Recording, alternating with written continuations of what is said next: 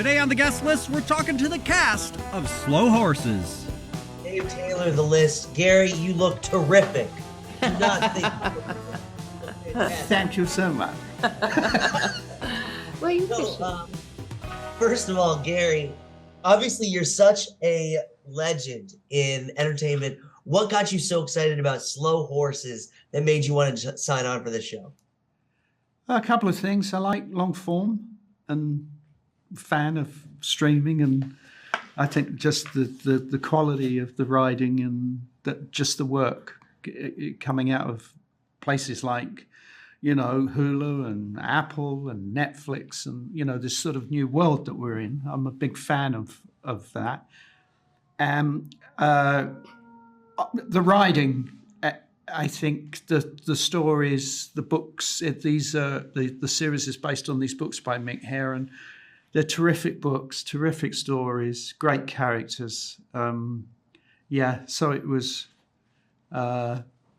looking for something to do, and hoping that the right thing would come in, and I feel that it has, It's a really lovely show to be involved in.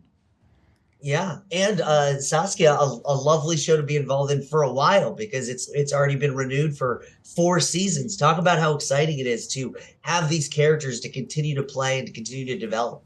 It was very, very fantastic. I mean, to be in this position, it's really, really, I feel very privileged.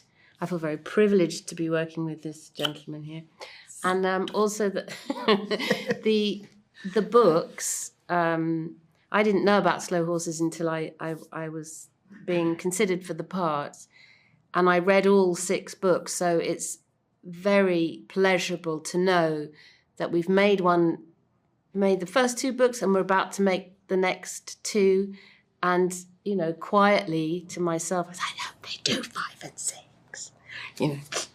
So well, he's still writing the thing. I know. Maybe he could keep on writing. I mean, there's I could suggest some Catherine Standish storylines. Actually, I've got a few up my sleeve. Have you? Yeah. You should pitch them I think to I him. will. He likes. Yeah, he does. He likes an idea. And also, what is becoming very special about the TV series is that Mick Herron is in the room with Will Smith, who's the overarching writer on this.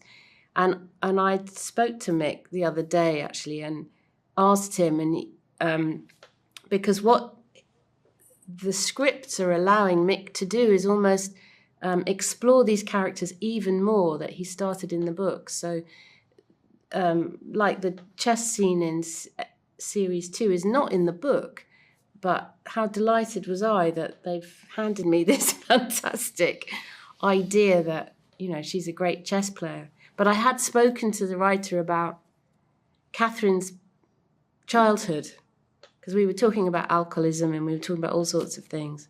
And I started to speak about her relationship with her mother and father. And within that sort of fabric of that scene, Will sunk in these little details about her childhood, which I found really really pleasing.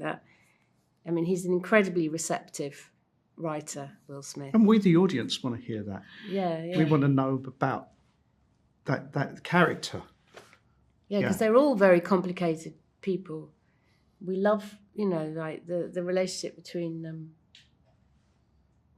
Am I jumping? Oh. Spoiler. Am I jumping? Am I spoiling something? Oh, sorry. Ignore what I just said. Yeah. Strike that, Your Honor. Yes. You guys are amazing. Thank you so much. Congrats on such a fantastic show. I appreciate your time. Thank you very much.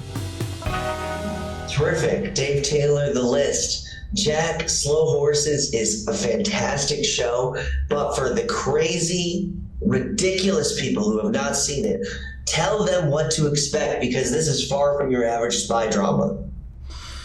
Yeah, it is. It's very far. It's very much a sideways look at the world of espionage, and it's It's incredibly relatable, I think, strangely.